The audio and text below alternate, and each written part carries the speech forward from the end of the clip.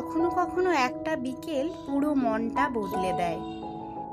Hi everyone, আজ কোনো plan ছিল না, শুধু একটু হাওয়া খেতে বের হওয়া।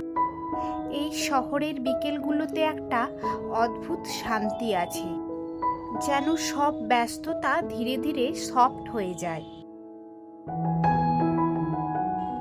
রাস্তার পাশে ছোট কফি শপে বসে গরম কফির সাথে সূর্যাস্ত দেখছিলাম।